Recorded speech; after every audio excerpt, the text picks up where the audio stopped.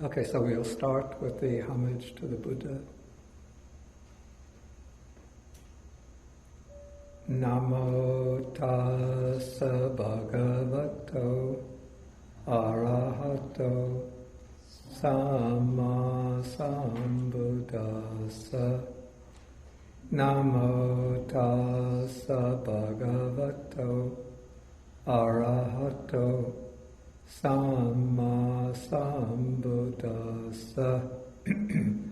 Namo tassa bhagavato arahato samma sambuddhassa. Okay, good morning, everybody.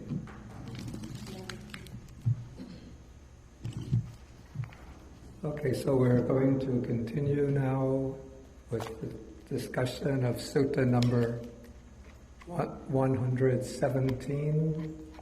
This is the Discourse on the Great 40, the Mahacattarisaka Sutta.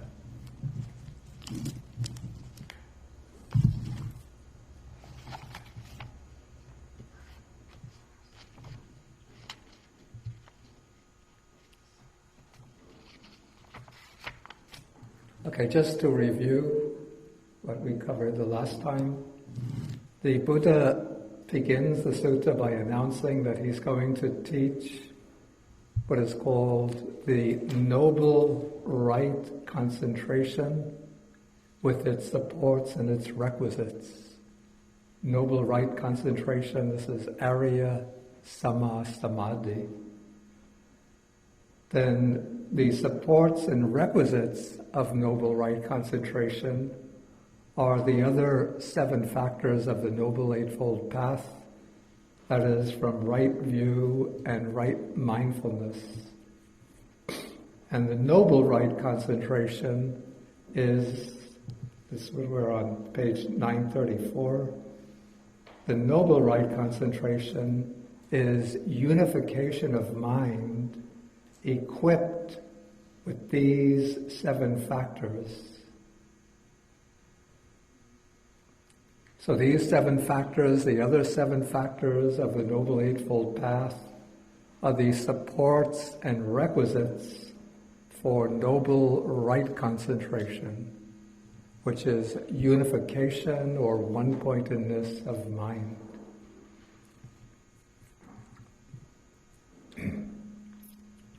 So in other words, this sutta is going to be expounding the Noble Eightfold Path, but not in the usual sequential manner, but rather it's taking Noble Right concentration, as you could say, the core, the peak, the essence of the Noble Path, as though the Noble Right concentration is the sun, and the other 7 factors are like the planets revolving around the sun. Okay, so then in analyzing the other factors that support and accompany right concentration, the Buddha starts with right view.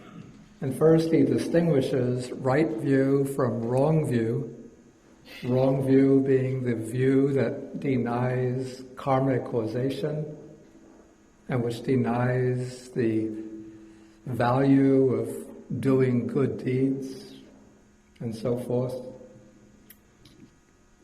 But then he introduces, and this is quite unique to this sutta, a distinction between 2 kinds of right view.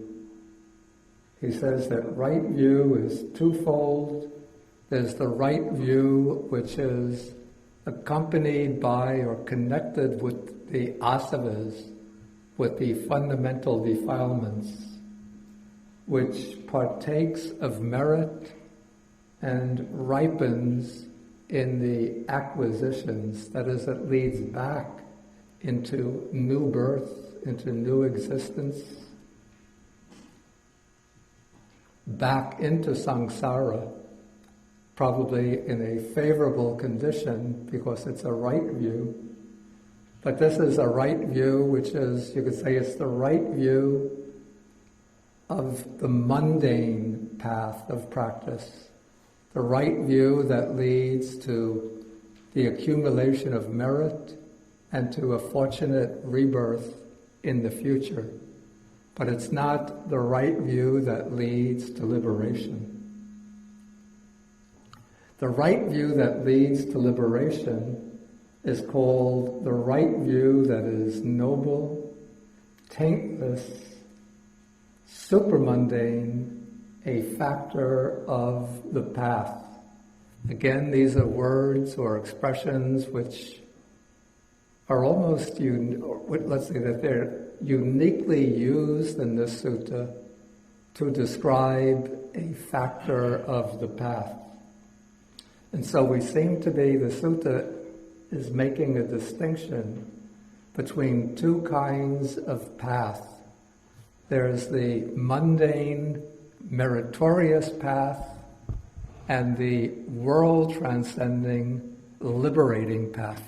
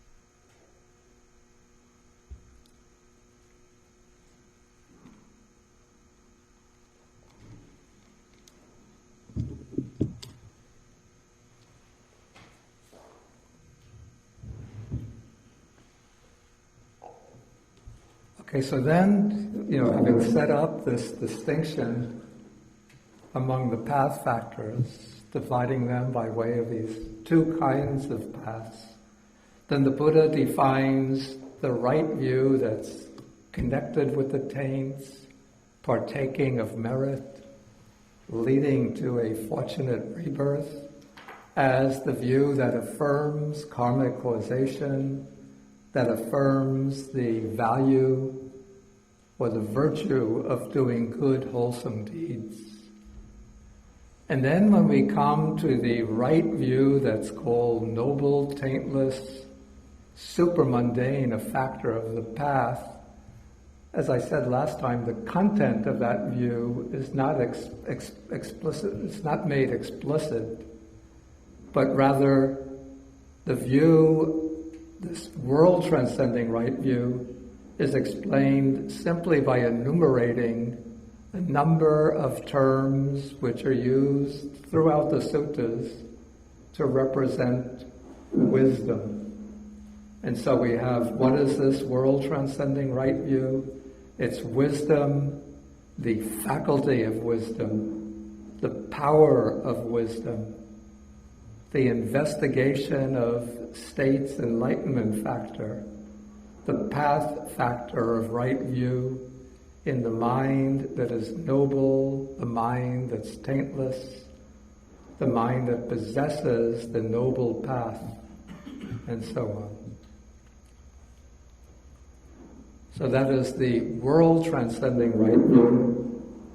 And then we have the right effort is brought in as the effort to abandon wrong view and to acquire right view. And right mindfulness comes in insofar as with mindfulness one abandons wrong view, and with mindfulness one acquires right view. Okay, so then the Buddha says that these three states, that is the preliminary right view, the right effort and right mindfulness, circle around right view. Okay, so that is just a recapitulation of what we covered last time. Now we'll go on to the new material. And here it gets really interesting and a little bit surprising. Okay, so now the Buddha takes up the next factor of the path in the normal sequence. This is Samma Sankappa, which is right intention. And he begins again by bringing in right view, because right view is essential to developing every factor of the Eightfold Path.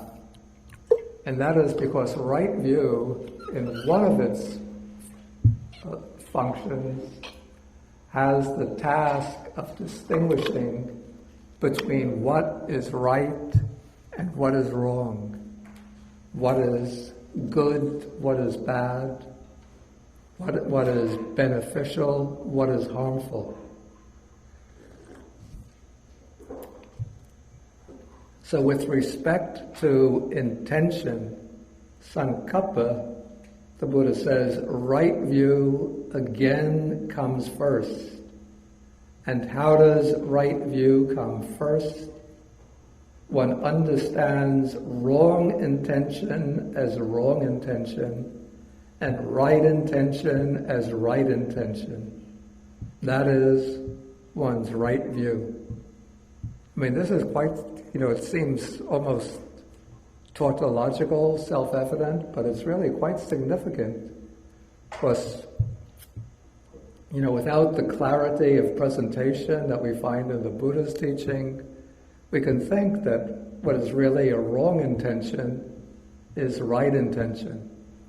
Like nowadays, people think, the way to happiness is to indulge your sensual desires. And so they say, eat, drink, and merry. Eat, drink, and be merry. Dance and sing and enjoy yourself while you can. Time is fleeting. You're young, healthy, vigorous. Enjoy life while you can. That's making the right use of your life.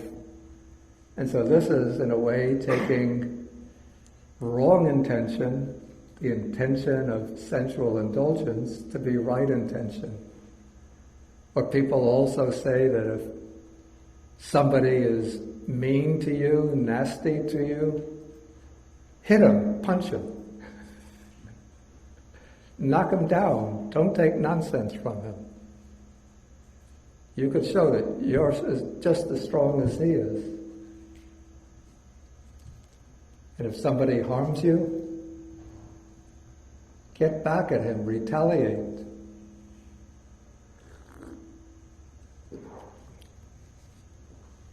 So this is again taking wrong intention to be right intention. And so if you have right view, then you know when you're being bombarded with messages telling you to do what is wrong, then you know that this is wrong. And you know what you have to do that's right. So, to have right view means that you're able to distinguish not only when other people tell you what to do, but when the thoughts come into your mind, I should do this, let me enjoy myself. They're all getting rich, they're all enjoying themselves. Why am I staying quietly at home, depriving myself of the pleasures of life, just because this stupid book tells me refrain from sensual misconduct? And so then the voice will arise saying, hey, those thoughts are wrong intention. The thought comes, let me strike back at that nasty guy who always speaks to me in a rather crude way at work. I'm always trying to be so polite to him. I don't have to take that nonsense anymore. I could show him that I'm the tough guy in the block, right? So then when that thought comes, then you realize this is a wrong intention, and you dismiss it. Okay, so you understand right and wrong intention and right intention, each for what they are. Then what is wrong intention? This is the usual explanation. It's the intention or the motivation of indulging in sensual desire, the intention of ill will, that's anger or hatred or resentment, and then the intention, here it's translated as cruelty, but maybe better, the intention of harmfulness, the intention of wanting to inflict harm and suffering on others. Sometimes the question comes up, what is the difference between the intention of ill will and the intention of harming? Anybody have any ideas about that?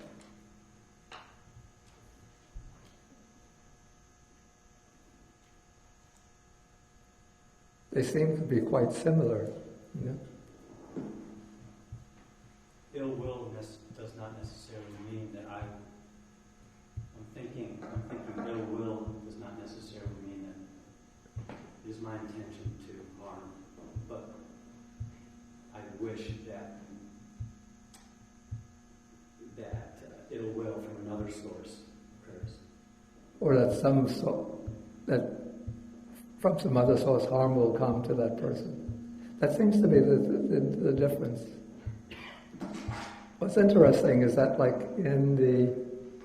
I haven't seen in the commentaries, I don't think I've seen them bring up explicitly a discussion of the difference between ill will and the intention of harming. They always seem to almost to assume that it's self-evident. But it seems that whenever there's the intention of harming, that there's ill will is behind it. But maybe the intention of harming has such a specific character of its own that it's sort of been separated off from ill will and made a separate kind of wrong intention.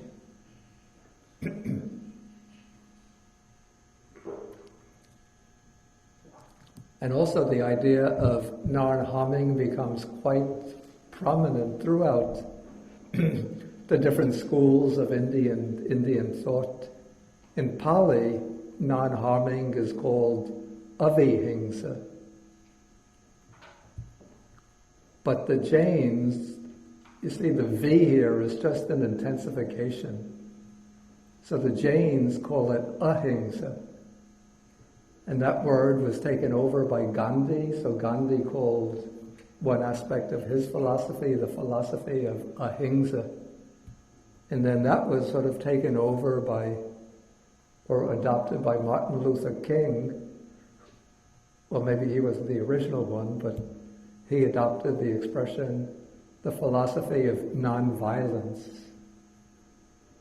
And so nonviolence then is sort of a representation in English of the term ahimsa, which comes from Jainism, a school that was contemporary with the Buddha. And the Buddha expressed the same idea as avihimsa, non-harming.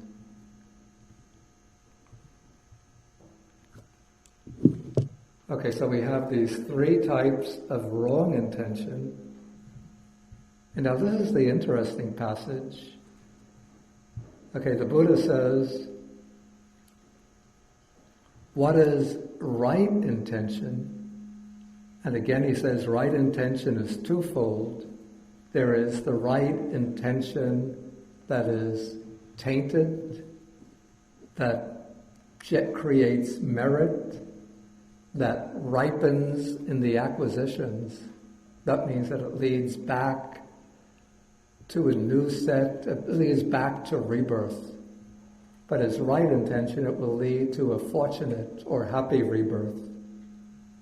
And then there is right intention that is noble, taintless, supramundane, a factor of the path. Then the Buddha, now he's going to define each of these two expressions. So he says, what is the right intention that is connected with the taints, that creates merit, that leads to a fortunate rebirth? It's the intention of renunciation, or the giving up of sensual desires, the intention of non-ill will, and the intention of non-cruelty, or maybe more accurately, the intention of non-harming. So that is the right intention that's that's connected with the taints and so on. Now what makes this interesting is that if we look at the sutta, another sutta, which explains the Noble Eightfold Path as the way to the cessation of suffering, and then we look at the definition of the path factors, we'll see that right intention is defined exactly in this way. For example, Sutta number 141. This is on page 1100.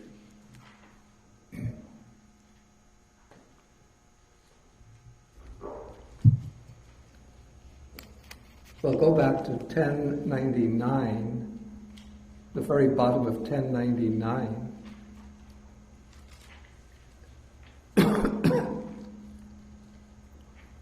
And this is actually Venerable Sariputta speaking, but elsewhere we find these same definitions coming from the Buddha.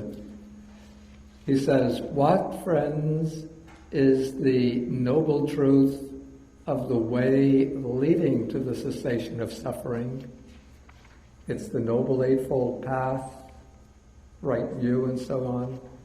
Then in section 25, and what is right intention? It's the intention of renunciation, the intention of non-ill will. Let's make this a little more positive. The intention of goodwill and the intention of non-harming or harmlessness.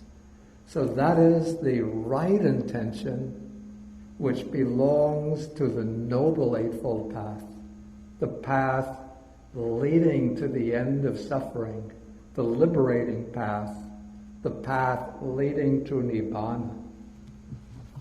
But here, in Sutta number 117, it seems almost as if that definition of right intention has been you want to call it demoted, dropped down to part of the mundane path, the path leading to a fortunate rebirth. And then we find in the book of the Abhidharma, this is the second book of the Abhidharma called the Vibhanga, the book of analysis, in the chapter on the path constituents. This is chapter 11.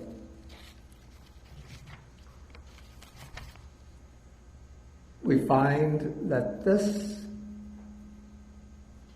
book makes a distinction between two ways of treating or analyzing the Noble Eightfold Path.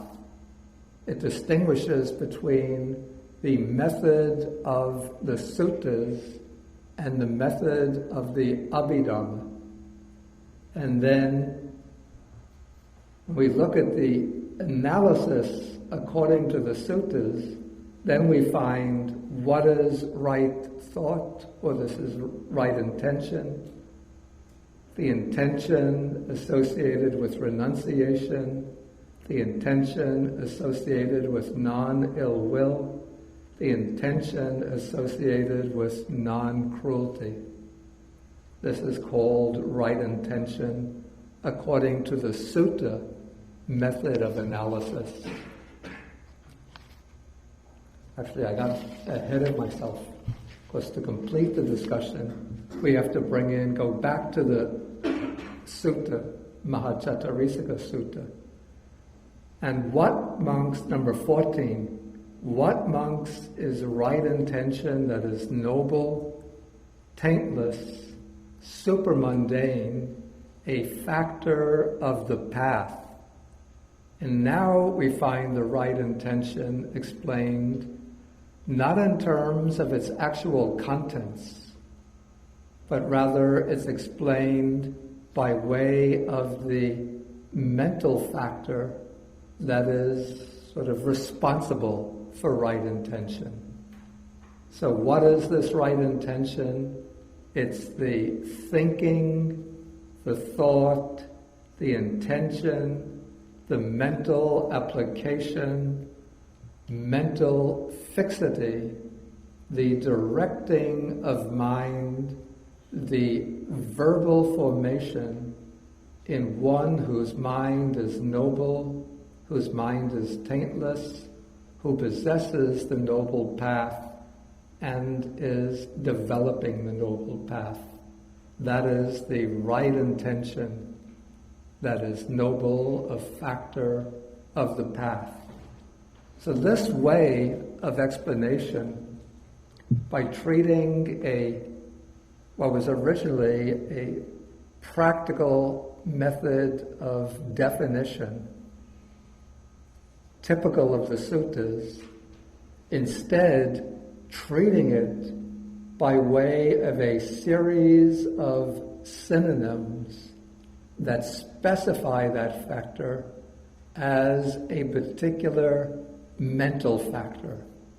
This is the typical Abhidharma mode of analysis. So we see, at least in it's my opinion, but also the opinion of more accomplished academic scholars, that this text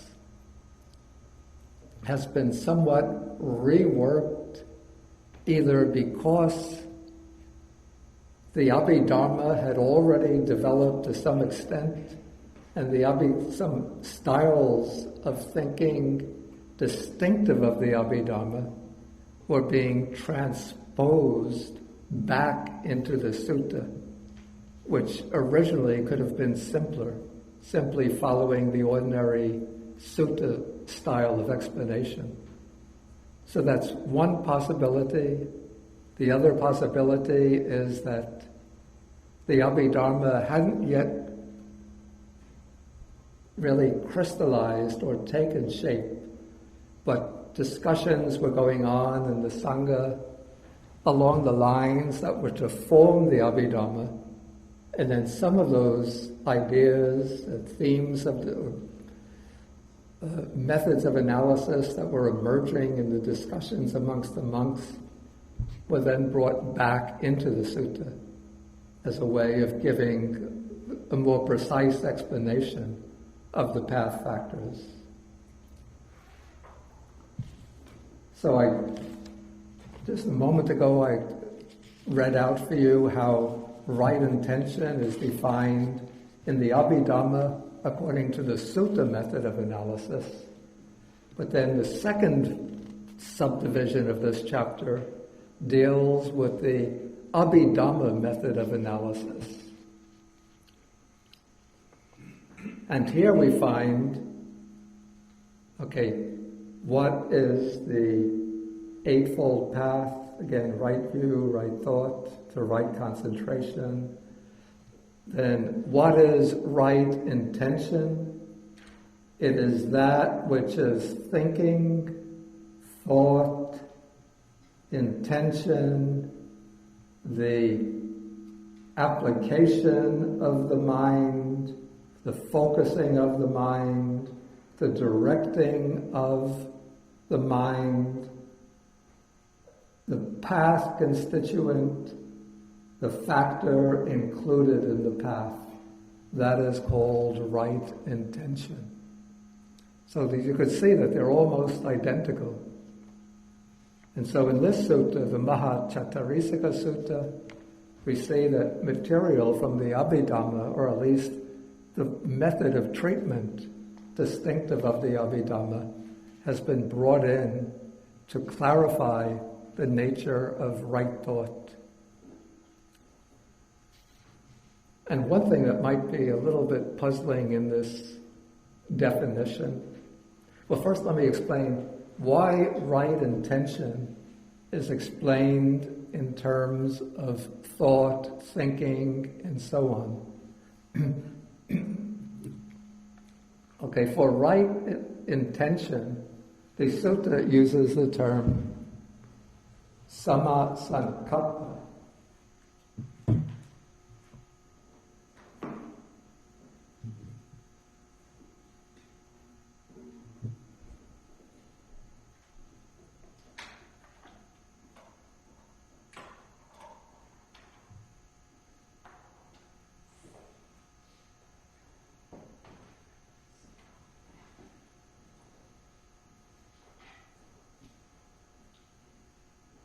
But elsewhere in the suttas, we find the same types of wrong thought, or the same types of wrong intention and right intention represented by another word,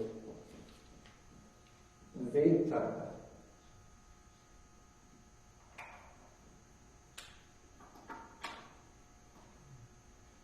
And so, sankappa and vittaka are synonymous terms, which is why sometimes, and some translators will render the second factor of the path as right thought.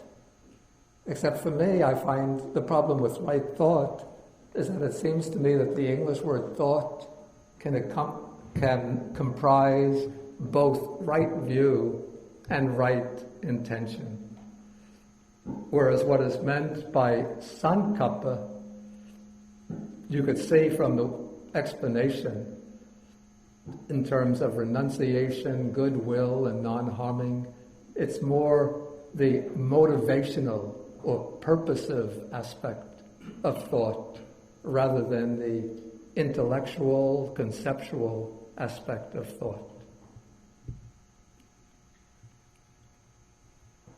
And so that's why we have what is right intention, thinking, thought, intention, then mental application. That's because sankappa, intention, is seen to have the function of directing the mind to the object or applying the mind onto its object. And then what's a little bit puzzling is the expression verbal formation. The reason why verbal formation is used here, this is based or related to a statement made in another sutta in the Majjhima Nikāya. This is sutta number 44.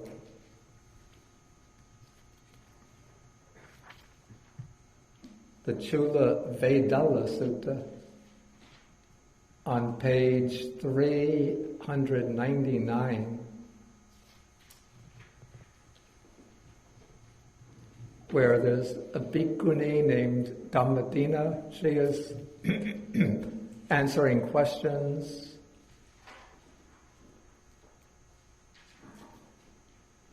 And the layman who's questioning her says, this is in section 15 on that page. He says, why are applied thought and sustained thought called the verbal formation? Here, applied thought is vitakka. So why is vitakka called the verbal formation? And then she explains, first one uses applied thought and sustained thought, and afterwards one breaks out into speech. So before you're speaking, even if it's very quickly, almost momentarily, thoughts arise in the mind. And so when you speak, you're giving expression to the thoughts that have arisen in the mind. If you didn't formulate thoughts and just spoke, then just nonsense would come out, like a baby crying, wah, wah, wah, wah.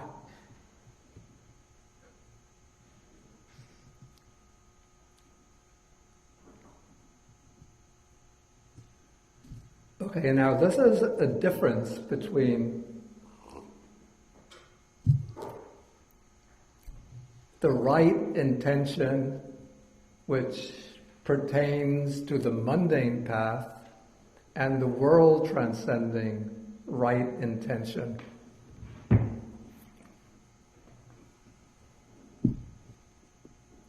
The mundane right intention is this faculty of thought, this power of thought, vitakka, which is accompanied by a certain purpose. The three purposes that are enumerated here: the purpose of renunciation, which doesn't mean that one has to, give up the household life to become a monk or nun, but it means giving up, letting go of sensual desires.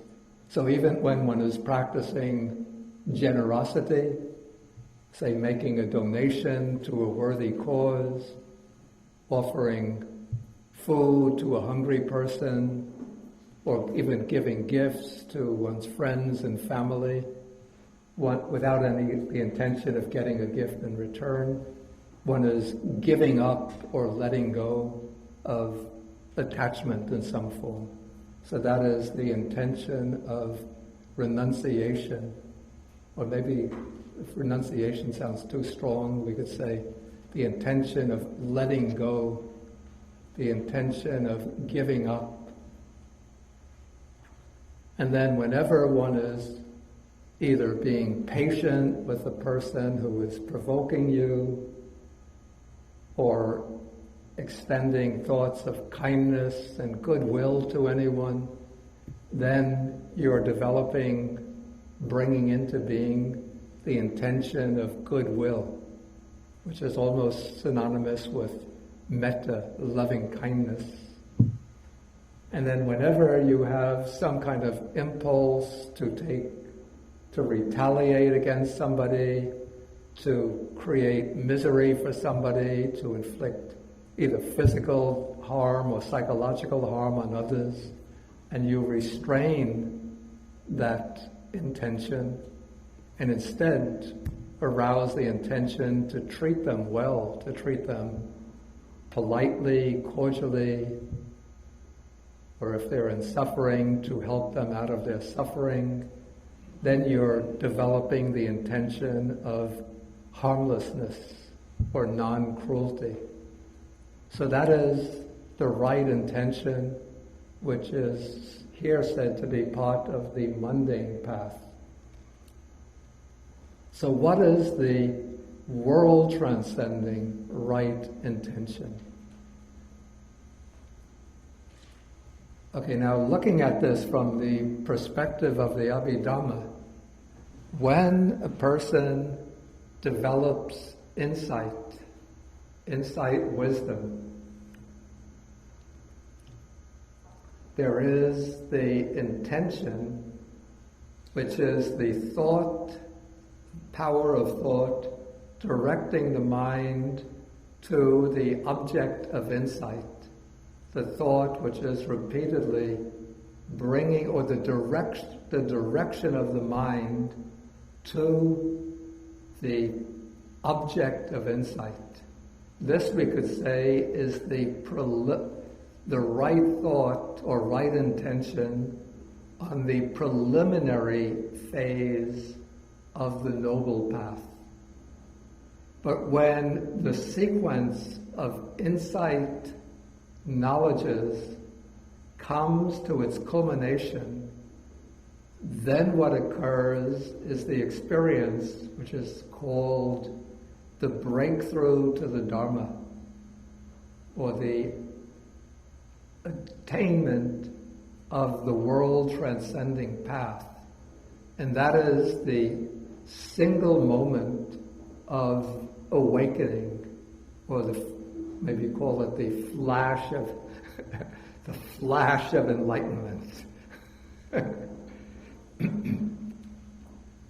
And what happens then is that the mind has turned away from all conditioned phenomena, from everything included in the five aggregates, and it's, in a sense, you could say it's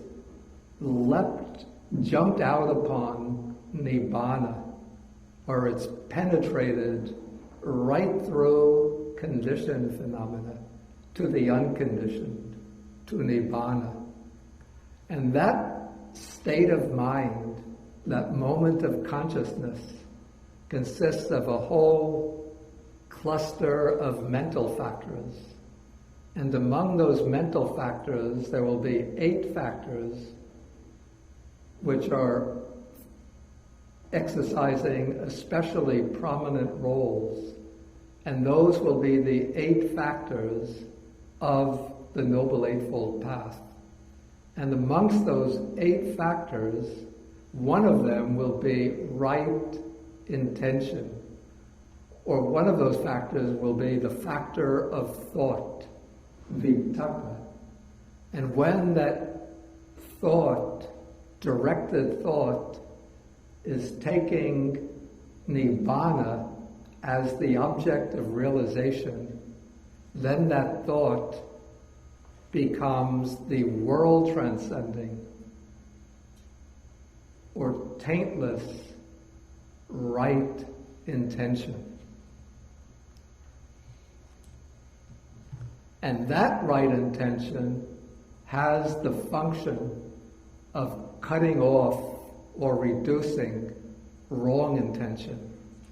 In our ordinary day-to-day life, wrong intentions arise, as students of the Dharma. We know these wrong intentions are wrong, and so we make the effort to overcome them. We try to oppose them with right intention. And as we go on cultivating right intention, we'll find that the task becomes easier, a little by little, easier. But the wrong intention is always there, just below the surface. And when we're not completely diligent and heedful, then the wrong thoughts, wrong intentions start coming up to the surface.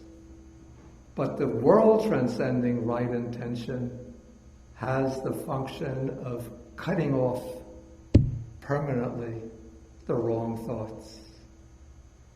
It doesn't do this all at once, but in stages. So the first breakthrough, that of stream entry, cuts off the grossest type of wrong intentions. Then the next breakthrough to the stage of once returner cuts off the wrong intentions, which are a little subtler.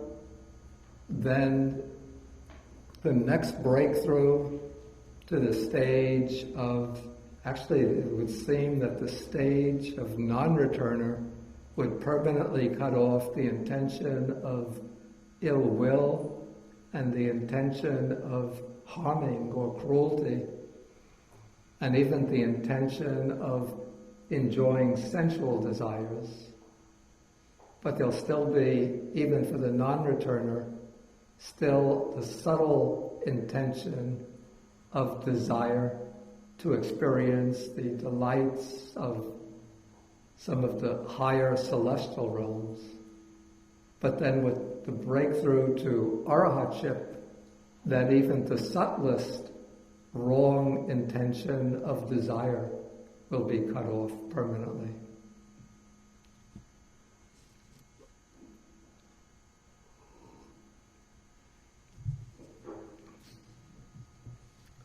Okay, so then the text says that one makes the effort to abandon wrong intention and to acquire right intention. That is the right effort. And then one goes about this task, abandoning wrong intention and acquiring right intention. One goes about it with mindfulness. So that is one's right mindfulness.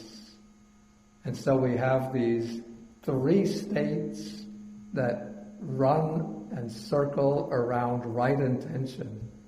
That is the preliminary right view, which distinguishes wrong view, the preliminary right view, which distinguishes wrong intention and right intention, the right effort to abandon the wrong, to acquire the right intention, and the mindfulness, the right mindfulness, with which one abandons wrong intention and acquires right intention.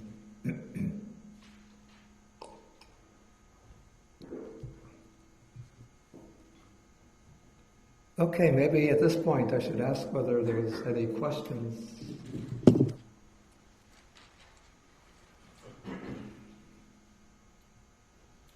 Oh, Barbara, you had.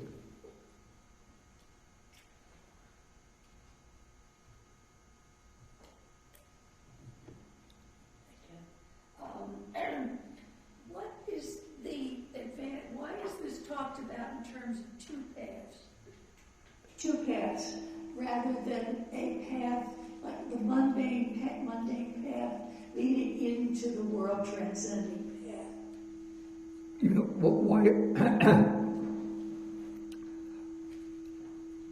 why is this explained by making the sharp distinction between two paths rather than the mundane path leading up to the world? Yes.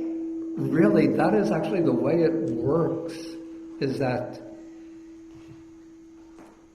you know, looking at the path from what I would call a strictly sutta standpoint, one would say that it's the preliminary practice of the factors of the Noble Eightfold Path, which are the preliminary practice is a mundane path, but that will culminate in the world transcending path.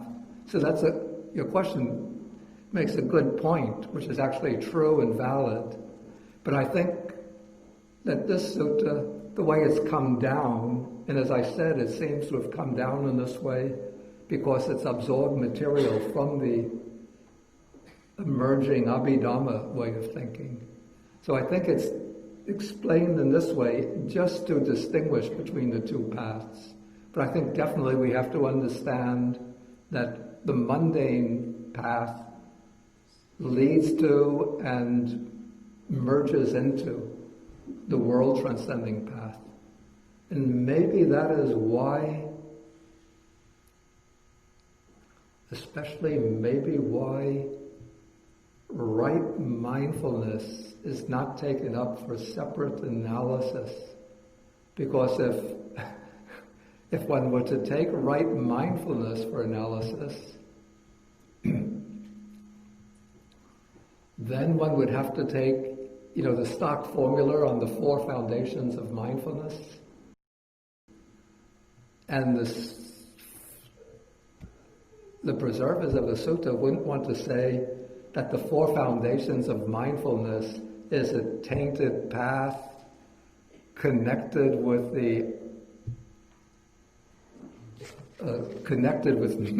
with merit leading to a fortunate rebirth.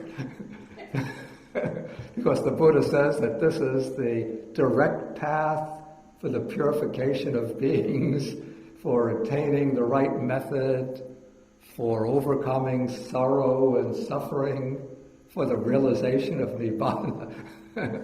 So they would get into a contradiction. So I think that is why they stop, as we'll see, they stop at right livelihood.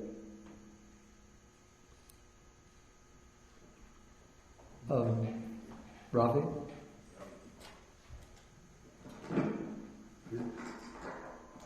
Bhante, question with reference to right view, Sammaditi. My understanding that this is based on rebirth, understanding of rebirth and karma and rebirth. Yeah. Does it not include anicca, dukkha, anatma? Because which is, to me, it sounds a very primary view. Yeah, and this is an important point, that the sutta, when it's explaining the right view of the preliminary path, or the right view which is tainted, subject to create, which generates merit, leads to a fortunate rebirth, it just does so in terms of the right view to which one accepts karma and karmic causation. But the sutta doesn't mention the right view, which is insight into the 3 characteristics. So it seems to me that kind of right view has to be brought in as the preliminary stage of the world-transcending right view. Now, the world-transcending right view, the content of that view is not mentioned here. It just explains it in terms of a list of synonyms for the mental factor of wisdom. But the content of the world-transcending right view would be the direct, penetrative understanding of the 4 Noble Truths. But the right view that, as Barbara put it, that leads up to and culminates in the world-transcending right view, that would be the insight right view of the 3 marks of existence: impermanence, suffering, and non-self.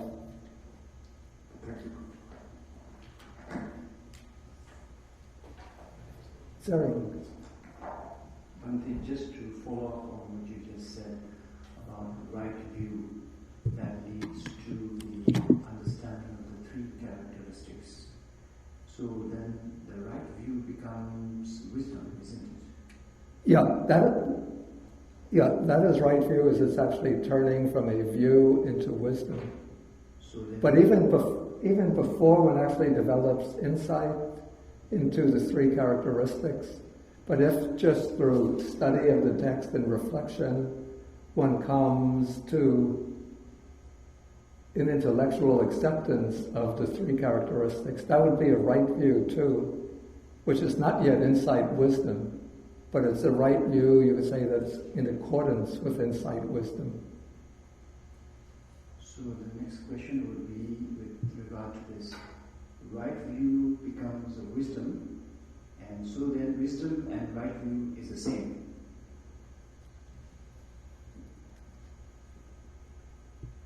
Let us say that when right view moves from a purely intellectual or conceptual grasp of the principles to actual insight into those principles, then it becomes what we call wisdom.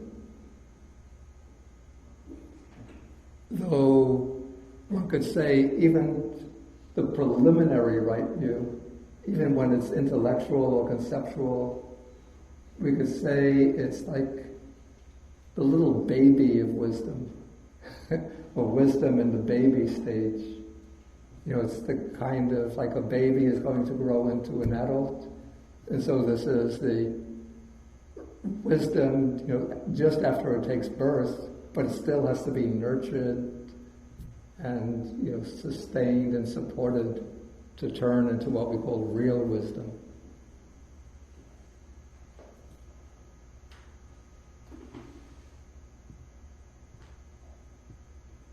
Any other questions? Okay, then let's move on to the next path factors. And we're going to see that the next set of path factors are treated in a similar way to right intention. Okay, so we take, next one is speech. We're following the ordinary sequence. Is that from yours? Maybe turn that off. Okay, we're following the ordinary sequence of the Eightfold Path, so now we come to right speech, or we come to speech. And so again, one relies on right view to distinguish wrong speech and right speech, and that is the right view. Okay, then what is wrong speech? Again, this is standard definition in the suttas. Speaking deliberate falsehood, malicious speech. It's a speech which is intended to create conflict and disharmony between friends, harsh or angry speech, and then gossip or idle chatter. Okay, then comes right speech, and again we get a distinction between two types of right speech.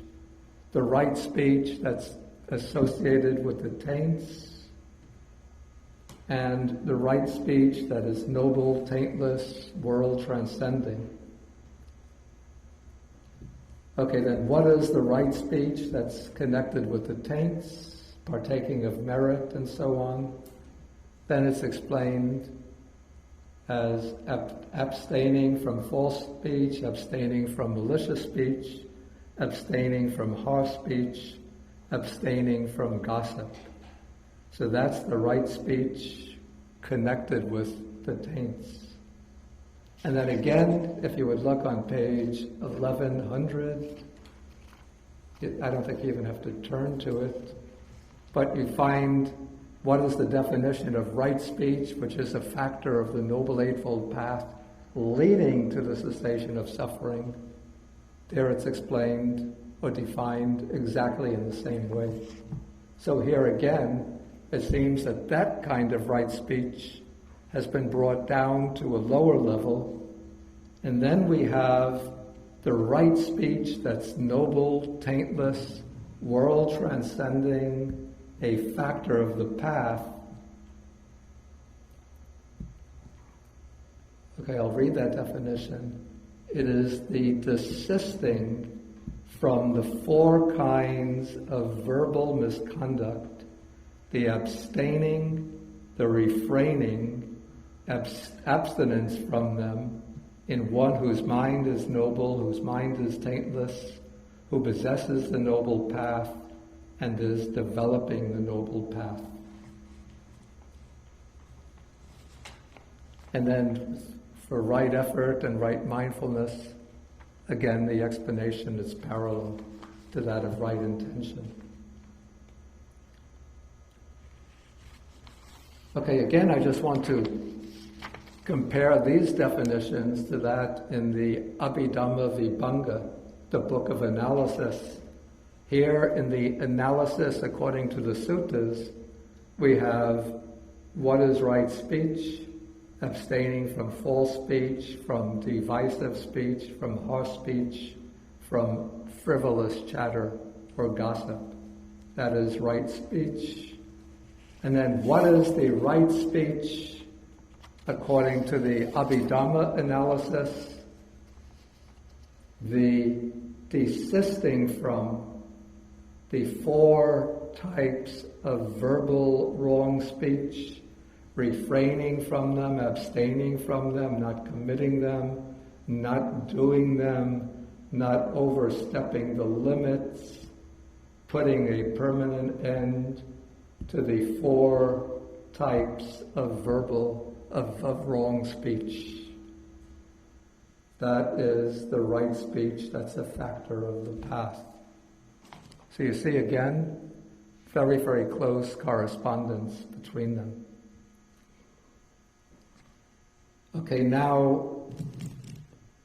This is a way we should understand the distinction between them. Like, as one is conducting or carrying on one's day-to-day life, whenever one is, tempted to speak in an unwholesome way, either by telling a deliberate lie, by speaking maliciously to create divisions between people, to speak angrily, or to indulge in idle gossip, then when one realizes this is wrong speech, and one makes the effort to refrain from that speech, then one is practicing what is called the mundane right speech. But I would say that this mundane right speech could have 2 aspects. It could be the aspect of somebody who is just content to follow a meritorious way of life, and so avoids wrong speech, abstains from wrong speech, in order to create merit, to ensure themselves of a happy rebirth. But it can also be the right speech of somebody who is following the Noble Eightfold Path according to the Sutta way of explanation, with the aim of reaching the truly world-transcending Noble Eightfold Path. But it would still be explained in the same way, abstaining from these 4 types of verbal misconduct. But as that person is cultivating the path of insight and then reaches the culmination of the path of insight, that is when he makes the breakthrough to the realization of the world-transcending path, that moment of, or that flash of enlightenment, or moment of awakening to the ultimate truth. Again, this is a state of consciousness in which, amongst its constituents, there is one factor called right speech, which here has the function of cutting off, to some extent, the disposition to the 4 types of verbal misconduct. So this is a difference in developing the mundane path. Right speech becomes active only on those occasions when we are inclined to engage in wrong speech, but we make the deliberate effort to abstain from the wrong speech and to speak rightly, to speak truthfully, to speak in ways that reconcile people who are divided, to speak politely and respectfully to others, and to speak meaningfully, not to indulge in idle gossip. And so, right speech occurs on specific occasions, and when it occurs in one mode or another. That is, one is either refraining from telling a lie, refraining from divisive speech, refraining from harsh speech, refraining from gossip.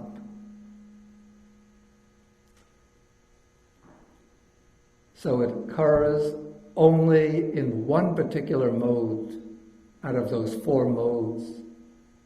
And if one is not in a situation where one is inclined to speak at all, for example, if you're just all alone taking a walk, say around the monastery, nobody else is around, so you're not going to be speaking unless you speak to yourself, but otherwise you won't be speaking. On that occasion, we can't say that there's right speech present. But if you meet somebody and then the person says something and then the temptation or inclination to speak something which is wrong arises, then you block that, you refrain from that, then right speech becomes active. And if you're inclined to tell a lie, then the right speech occurs in that way. If you're inclined to speak maliciously about others, the right speech occurs in that way. If you're getting angry with the person or people you're with, and you're inclined to speak in an angry way to them, then the right speech occurs as resisting the temptation to harsh speech.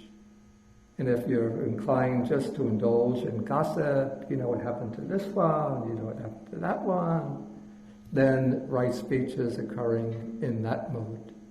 So either it doesn't occur, or it's occurring in one mode or another. But when the world-transcending right speech occurs, simultaneously it is inhibiting and cutting off to some degree the tendency to indulge in all four types of wrong speech. Simultaneously, it cuts off those tendencies.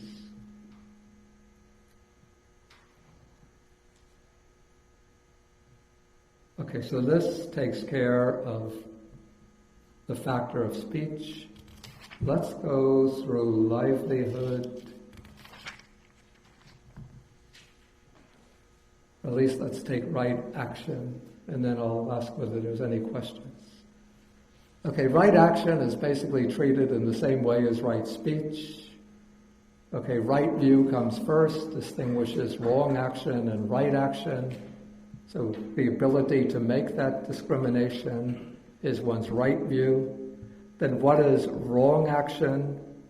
And here we have the three classical types of wrong action. That is the killing of living beings, stealing or taking what is not given, and misconduct in regard to sensual pleasures, usually called sensual misconduct.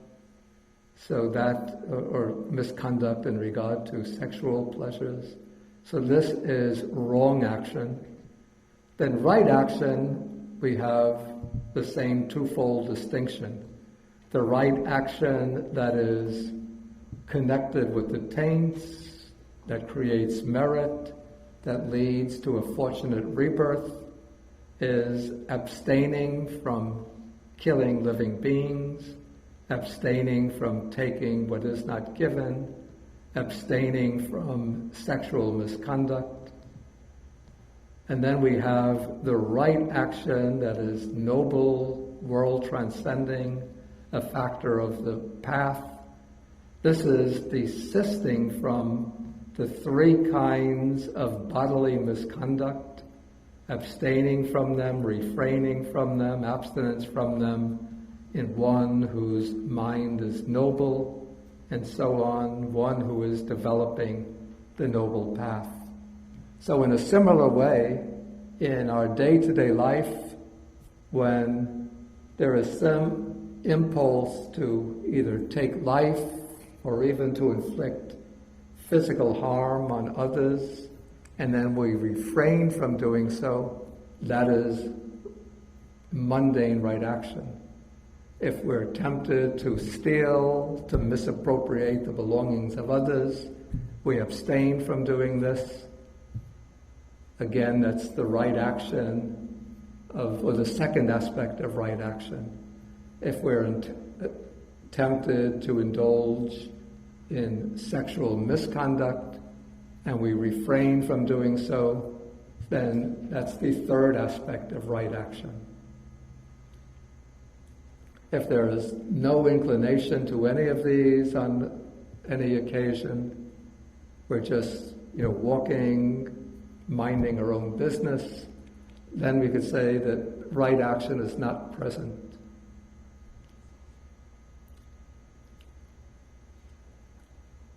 Okay, so this is the mundane right action. And then the world-transcending right action would be when that breakthrough to the world-transcending path occurs, one of the mental factors present on that occasion will be a factor called right action. And that factor called right action has the function of cutting off to some degree the tendency to the three types of wrong action. Cutting them off to some degree permanently so that they can't occur again.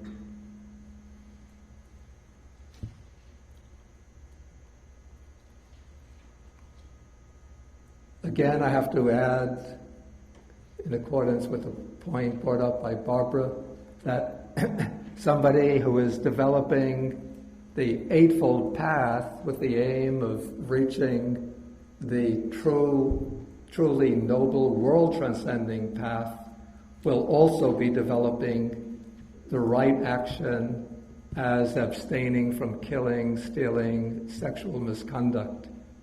But in that case, even though it's creating merit and will be leading to a fortunate rebirth, the motivation is not just to receive a fortunate rebirth, but to reach the transcendent Noble Eightfold Path. Okay, and then right effort, right mindfulness should be understood in the same way as for the earlier factors. Okay, maybe at this point I'll ask whether there are any questions.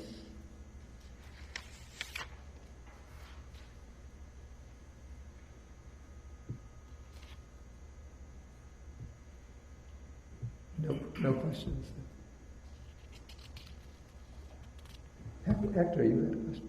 Did you have a question? Yes, well, a clarification maybe. Okay, yeah, please then take the microphone.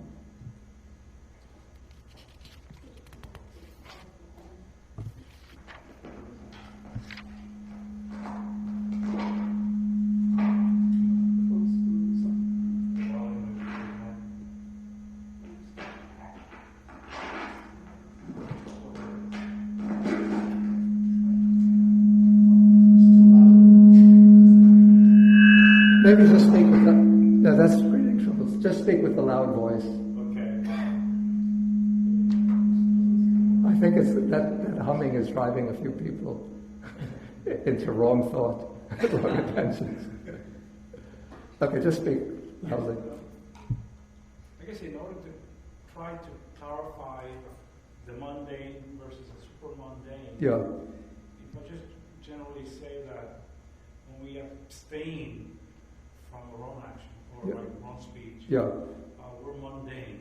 We're a mundane path, but when we abandon, when we develop, Yeah. erasing taints by abandoning any desire to do those things, that becomes super mundane. Yeah, that's a good way to do that, to express that. Yeah, so just for the recorder, he said that a way to distinguish between the mundane path and the world-transcending path is that in the mundane path we are sort of, how did you put that, deliberately abstaining from any of these wrong types of conduct, whereas the world-transcending path is eliminating or abandoning even the disposition to speak or act in those ways, or think in those ways. Yeah, that's a good way to put it. Okay, so let's try to finish this sutta today, because the rest unfolds almost quite naturally from what has been said already. Okay, then we come to the livelihood path factor. So then we have right view coming first to distinguish between wrong livelihood and right livelihood. So that is one's right view. And then we have wrong livelihood. I'm still hearing a humming. Is that coming from...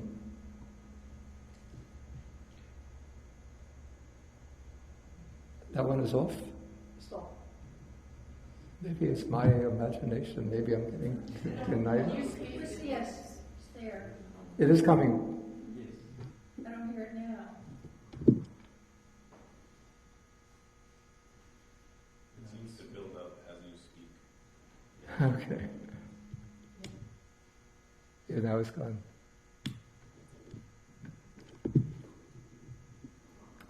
Okay, so then what is wrong livelihood? And these explanations might seem a little strange to you, but here wrong livelihood is being explained by a series of terms which apply to a monastic. Because livelihood doesn't mean only working at a job to get one's means of subsistence, but any method by which one gains the means of subsistence.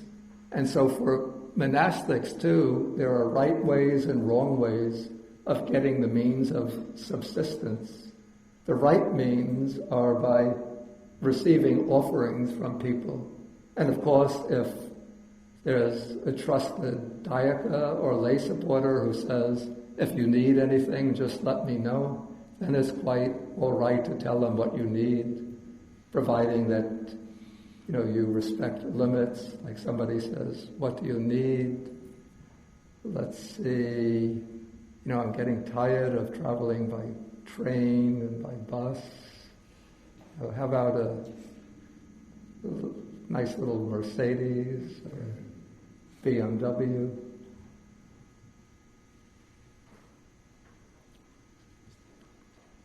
And so those are the right methods, either receiving as a straightforward offering or by invitation from supporters, or by asking somebody that one trusts who shows that they're willing to make offerings if things are needed.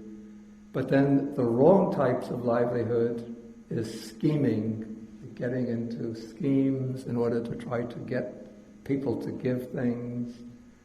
Talking, this is not ordinary talking, but trying to persuade people. If you were to give me a BMW, you would get enormous merit. I'm sure you'll get reborn in the two-seater Deva world, and it'll be a guarantee that you'll meet Maitreya Buddha and get to hear the Dhamma from him, hinting like,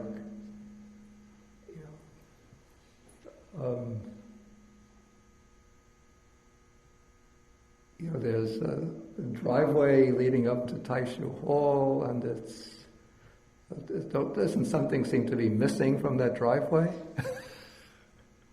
Wouldn't it look, more complete if there was a BMW or a Rolls Royce there with a chauffeur waiting? Belittling.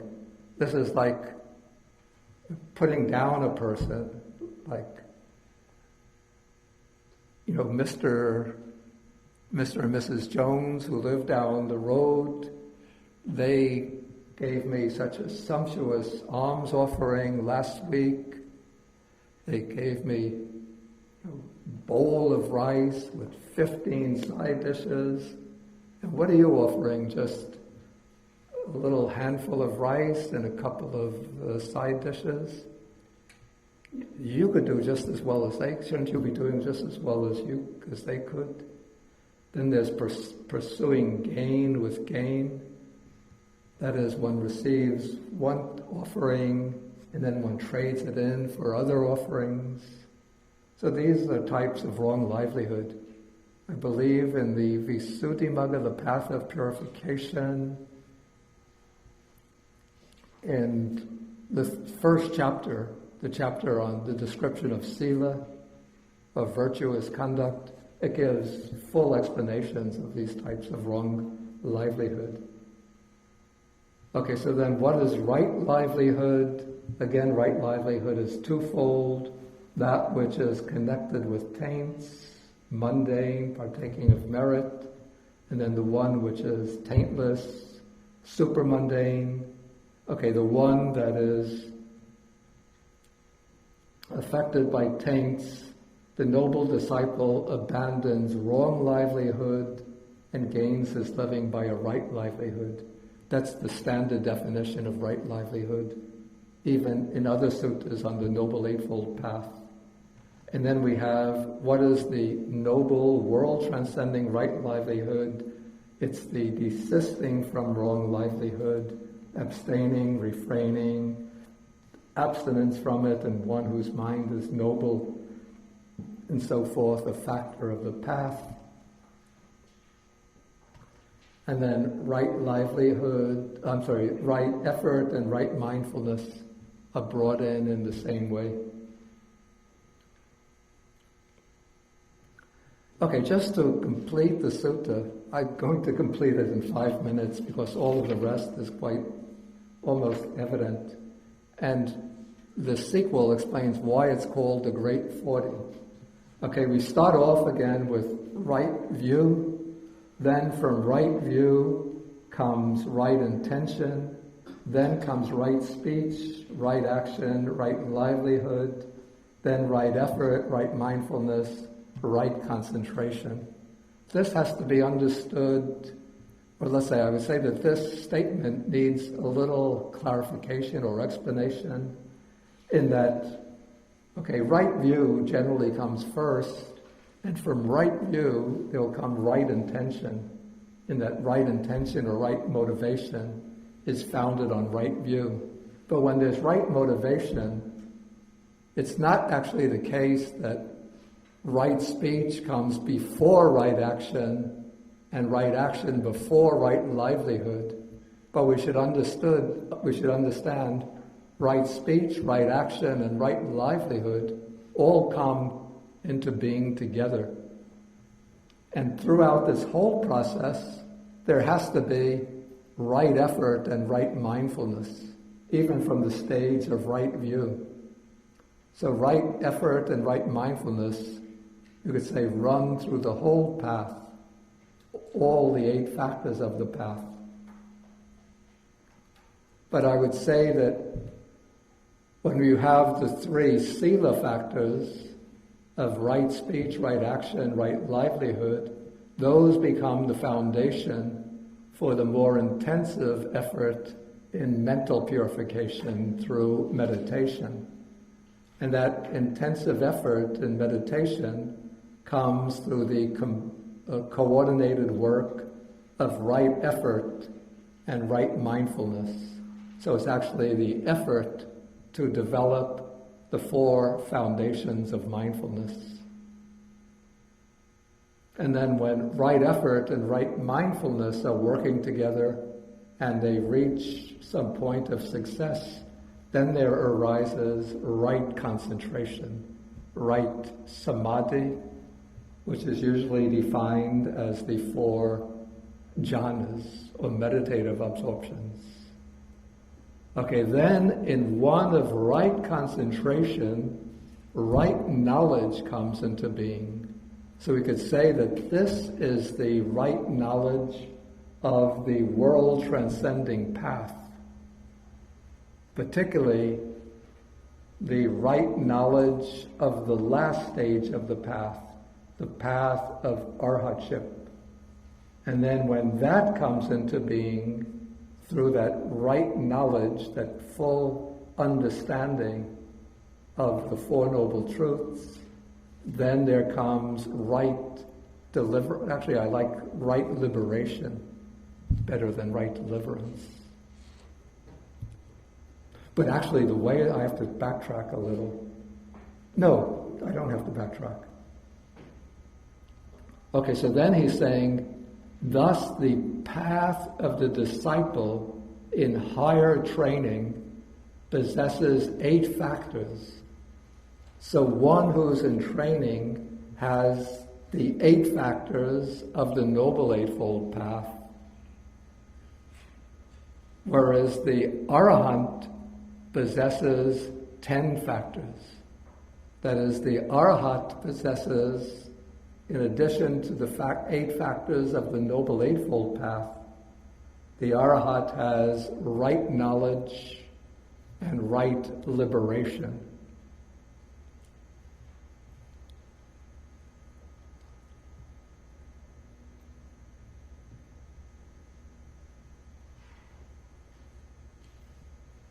Okay, then we have section 35, right view comes first. So when right view arises, then it abolishes wrong view as well as the many other unwholesome qualities conditioned by wrong view. And when right view arises, it brings into being many other wholesome qualities that take right view as their condition. So we have right view eliminates wrong view. Right view brings into being many other accompanying factors, and right view eliminates the other unwholesome factors connected with wrong view. And then the same is said with regard to intention, speech, and so on, up to right concentration, then to right knowledge and right liberation. And so we have right liberation arises, it abolishes wrong liberation, it abolishes the bad qualities connected with wrong liberation, and it brings into being the many good qualities connected with right liberation.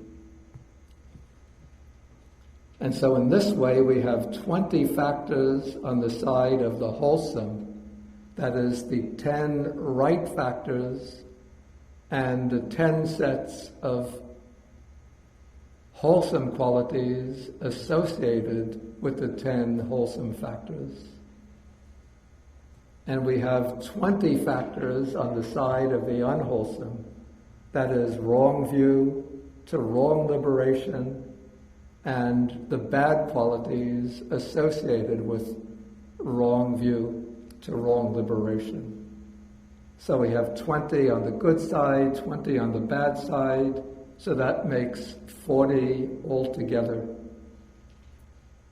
So then the Buddha says that this Dhamma discourse on the Great 40 has been set rolling, and it cannot be stopped by any ascetic or Brahmin, by any Deva or Mara or Brahma or anyone in the world.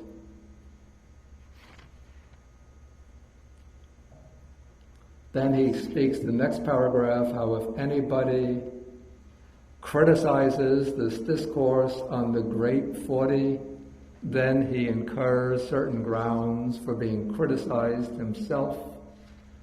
And then he says, the last paragraph, he says, even those teachers from Okala, they're named Vasa and Banya, who held the doctrine of non-causality, the doctrine of non-doing, the doctrine of nihilism.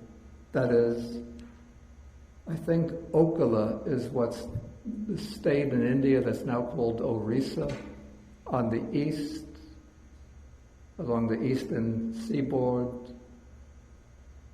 south of Bengal, north of Andhra Pradesh. And apparently there were these famous teachers there who taught these doctrines that the Buddha considered heretical, denying moral causation, denying the moral significance of actions, and saying that there's no fruit or result of good and bad deeds. So the Buddha says, even those teachers would not think of criticizing this Dhamma discourse on the Great 40. And what is the reason for that? Because they would be afraid of being blamed, attacked, and refuted. And that is the end of the discourse on the Great 40.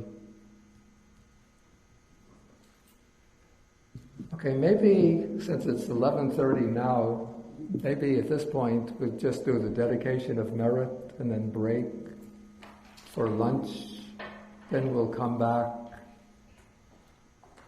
We'll take it leisurely. We'll come back 12:30, and then we can discuss any points that arise. Any questions from the internet? There are a lot, and it's beyond my ability to organize it. I'm asking them to resend it at the very beginning of the discussion. Okay, so they'll rejoin us at 12:30. Okay, so then we can take their questions at 12:30 too. Okay, so let us end. Did we have the sheets for the sharing of the merits? Oh, last time it was Chin who handed them out. Don't worry, I'll just recite, and you just recite along with me. Okay, so we share the merit with the Devas, the Bhutas, the Nagas, and other beings, wishing them to be well, happy, and to protect the Dharma. Akasata chabhumata deva naga mahedika punyantang anumoditva chirang rakantu sasanam. Akasata chabhumata deva naga mahedika punyantang anumoditva chirang rakantu desanam. Akasata chabhumata deva naga mahedika punyantang anumoditva chirang rakantu mang parang. I'll do the next one in the short style. Etavatacham heihi sampadang punya sampadang sabbe devanumodantu sabba sampati siddhya sabbe bhutanumodantu sabba sampati siddhya sabbe satanumodantu sabba sampati siddhya. Bhavagopadaya avichihitato etantare satakayupapana rupya rupicha asanya sanino dukkha pamuchantu pusantu nibhuting.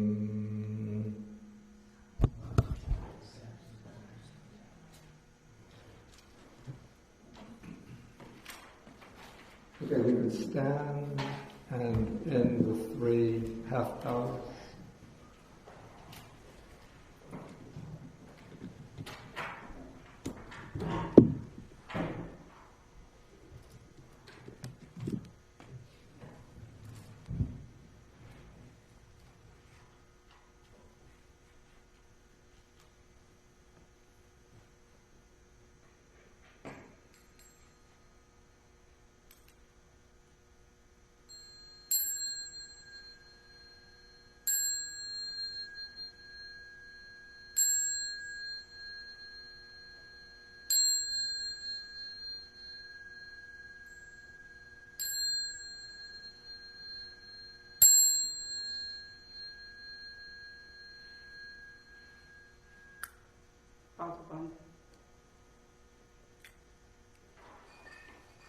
Sutta Nikāya, which defines the path factors and uses the distinction. It has a very similar distinction between the mundane version of the path factor and the world-transcending version of the path factor.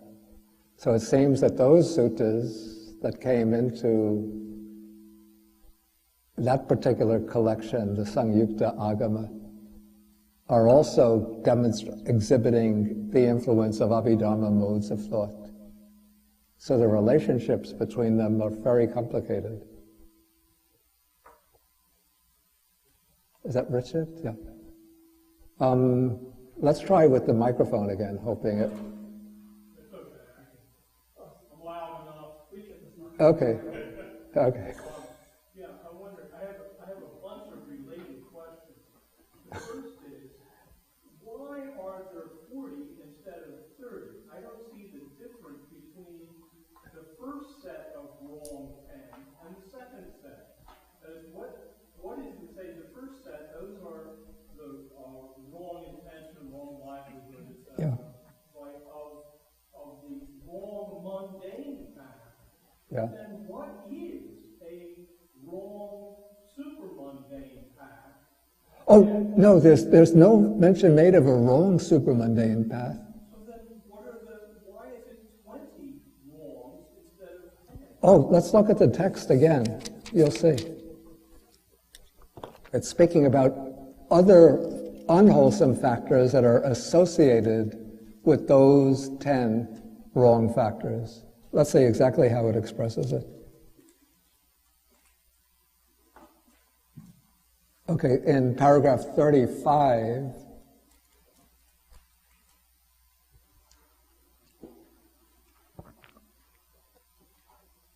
okay, it says, how does right view come first? In one of right view, wrong view is abolished. Okay, so wrong view we put in one column, and then we have, and the many unwholesome states that originate with wrong view as condition are also abolished. So column 2 should be the unwholesome states that arise with wrong view as condition. Then column 3 will be right view through right liberation, and column 4 will be the many wholesome states that originate with right view through right liberation as condition. Do you see that? I see it. But it doesn't seem, first it doesn't seem clear to me. Second, I don't understand how there can be such a thing as wrong knowledge and wrong deliverance. Because wrong knowledge isn't knowledge. Wrong deliverance isn't deliverance.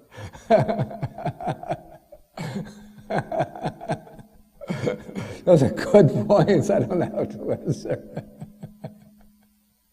It seems almost as if they're posited just to have counterparts to right knowledge and right liberation.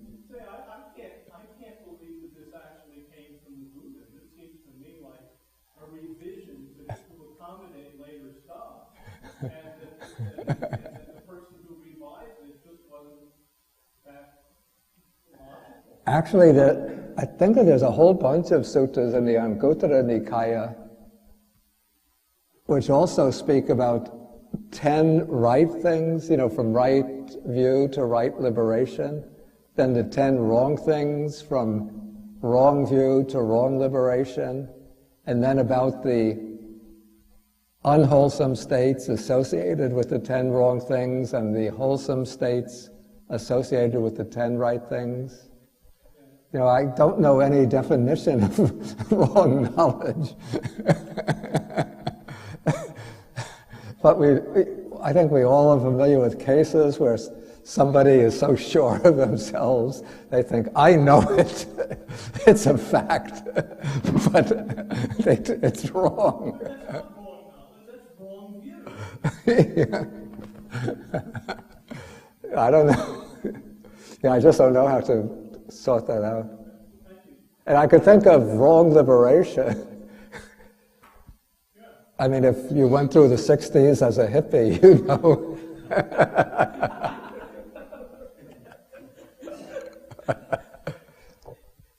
I remember the days of lying down on the beach in California with a package of powdered green substance next to one and thinking, this is the life, man. I'm free as a bird.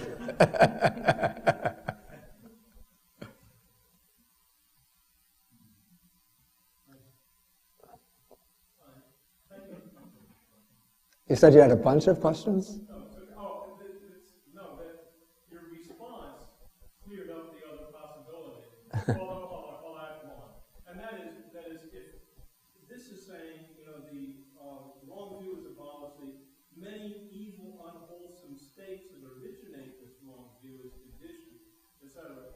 How that set of many evil associated states, but they exist with the first set of wrong view things too, don't they? I mean, if you have wrong view, you have to have the associated states. Yeah. They will be. It's not that they necessarily originate subsequent to the wrong view, but the wrong view can be what's called a simultaneous condition for the unwholesome states that arise together with them. I understand that. What I don't understand is the counting system.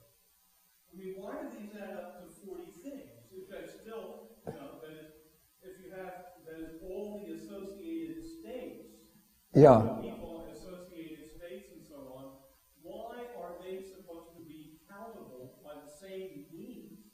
Yeah. I know. It's just... When I was studying Chinese, there was a woman, her name was Sharon. She was teaching me Chinese. And every once in a while I would ask her the question, why is it expressed in this way in Chinese? Then she would pause for a moment and just say, that's the way they say it in Chinese. So all I could say is, that's the way the sutta is structured. Counting is kind of like saying, okay, let's count the trees. There's a maple tree, there's an oak tree, there's a pine, and there's a forest.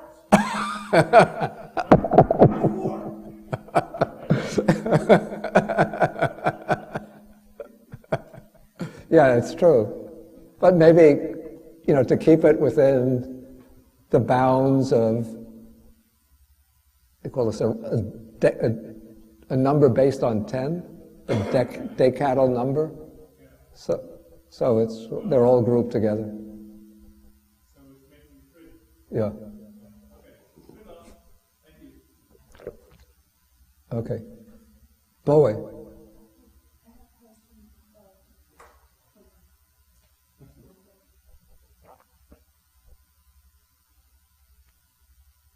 I have a question about right concentration being defined as the four jhanas. Yeah. Considering right concentration is the last factor of the Noble Eightfold Path, I would agree the sutra saying that it is accompanied with the other 7 factors. But at the end it's defined as the four jhanas. Are there any place in the sutta collection that define right concentration as the four jhanas? Because for meditative absorptions by themselves can be right concentration, right? Because they do not have the other 7 factors in the Noble Eightfold Path. You mean the regular four jhanas? Right.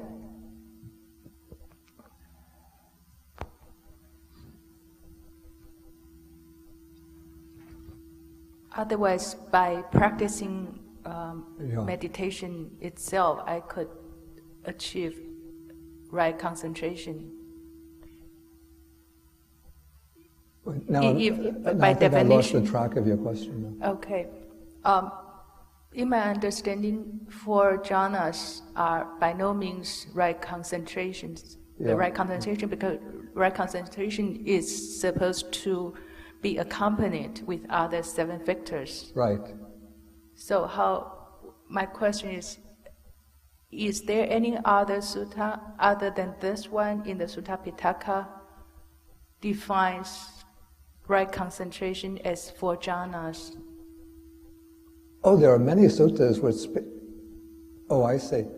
Actually, there are several suttas which define right concentration in terms of the 4 jhanas. For example,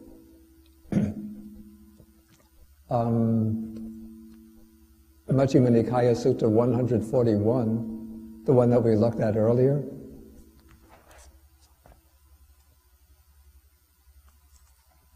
which is an analysis of the Four Noble Truths. Yeah, that would be page 1101.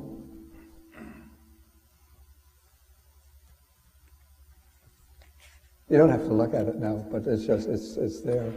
And then there's a sutta in the Samyutta Nikāya, the Magga Samyutta. This is chapter 45. I think it's sutta number 8, which gives an analysis of the path factors. And then it uses just the standard definitions of the path factors, including the 4 jhanas for right concentration. And then there could be a short sutta in the Anguttara Nikāya that gives that definition. But it seems that the texts are somewhat ambiguous in the treatment of the jhanas, like sutta number 8.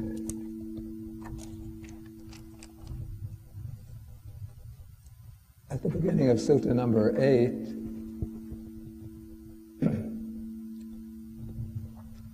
and this is on the theme of what's called saleka, effacement, or the erasing. The term saleka means the erasing or elimination of defilements. And then the Buddha here says, it's possible that some monk attains and enters the first jhana, and he might think, I am abiding in effacement. But it is not these attainments that are called effacement in the Noble One's discipline.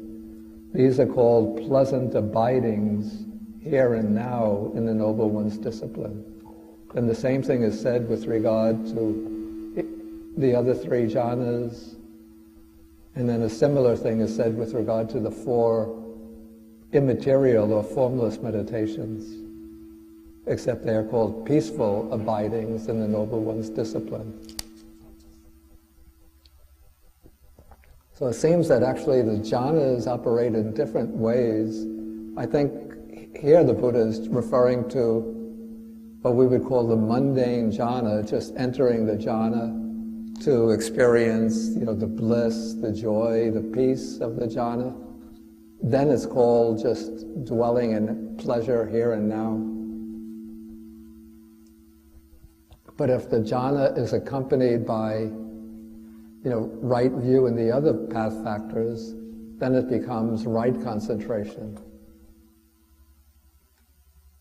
And then the way it gets treated in the Abhidharma, maybe reflecting back into the suttas to some extent, that world-transcending path and fruition consciousness, the mind that makes the breakthrough to the realization of Nibbana, that is, even though it just lasts for a few moments, but it's considered a jhanic consciousness, because the mind is focused in a way, to a degree, corresponding to the jhanas.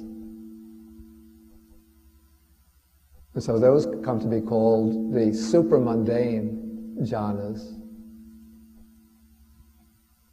And then, according to the Abhidharma system, those supramundane jhanas are the real noble right concentration. And in this sutta, what's being taken as the noble right concentration is in fact that world-transcending samadhi or concentration of the path and presumably the fruit.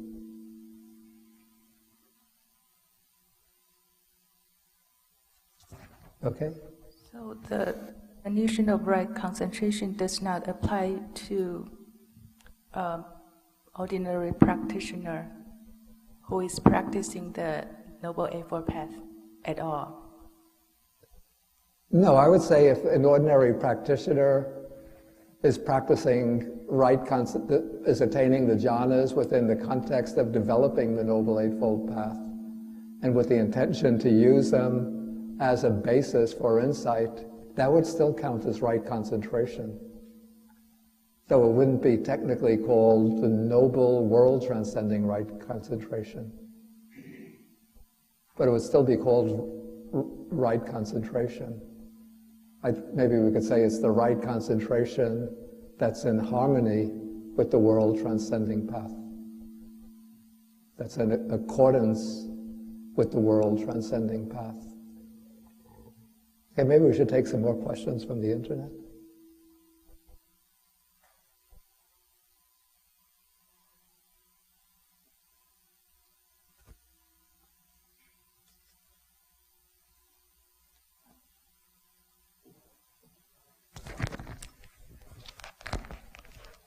I will read the last one.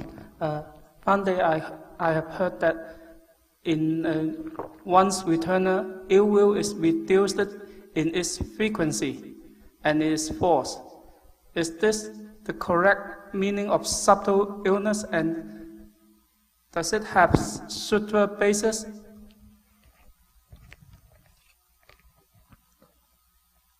I think that's the way the commentary explains it. The suttas just say that he reduces, one who becomes a once returner reduces greed, hatred, and delusion. Or I think in some place it said he just has residual sensual desire and ill will. But it doesn't, I don't recall any elaboration on that in the suttas.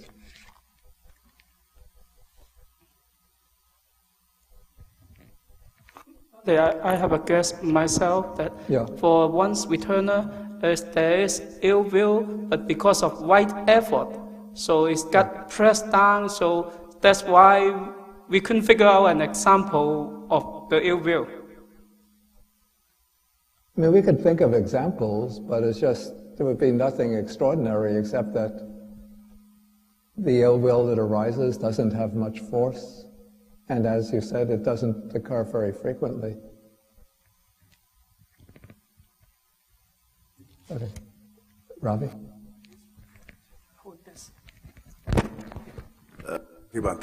Bhante, simple question. Now we are very familiar with the Dhammacakkappavattana Sutra, that is the first sermon. Now how does that and this, because this also talks of the Noble Eightfold Path. Yeah. And so does that. Yeah. Is there a connection? Well, the first discourse, the Dhammacakkappavattana Sutta, it just enumerates the factors of the Noble. It just enumerates the names of the factors of the Noble Eightfold Path, but it doesn't give any explanation. Excuse me? Well, my guess would be that when the Buddha gave the first discourse, he would have had to explain much more, because otherwise he's just giving, names of items, so he would have to explain. But perhaps because in order to preserve the material, you can't take everything, otherwise, because you have to remember that the texts are not being written down or recorded in any form, but they have to be learned by memory and then passed down through oral transmission. So the texts have to be streamlined. What's more sort of fruitful is to compare the definition of the path factors that we find here with the definition of the path factors that we find in Sutta 141, that's in the Majjhima Nikāya, and one also finds the same definition in that sutta in the Samyutta Nikāya, chapter 45, I think it's number 8.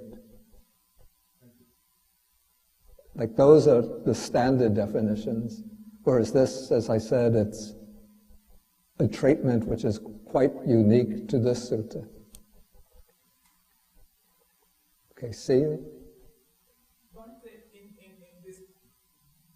this sutta, when the noble speech or right speech is described at a practical level.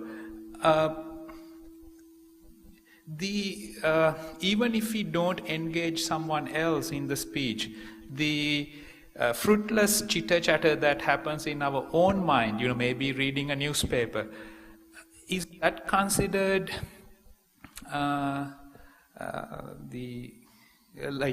gossip? That, what do you call it? Idle chatter? No. It has to be motivated by the volition which comes to expression in our own speech. But writing...